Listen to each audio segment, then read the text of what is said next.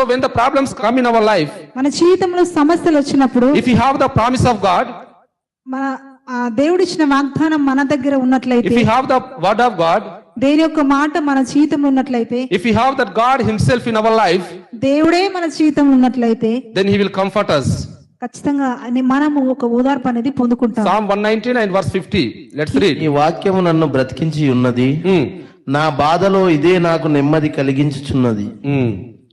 What it says?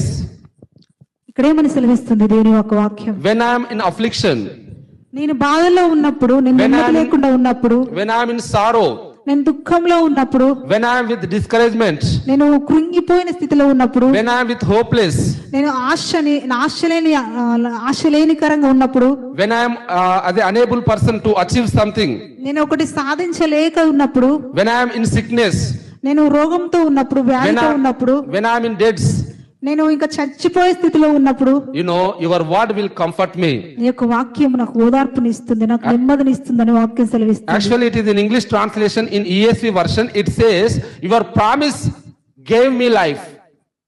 మరి English లో వేరే ఒక వెర్షన్ లో చూసినట్లయితే, నీ యొక్క ఆ యొక్క వాగ్దానం నాకు జీవితాన్ని ఇచ్చింది అని ఉంటది. Hallelujah. Hallelujah. The psalmist says, your promise gave me life. ఈ యొక్క కీర్తనకారుడు చెప్తున్నాడు, నీ యొక్క వాగ్దానం నాకు ఒక జీవితాన్ని ఇచ్చింది అని చెప్తాడు.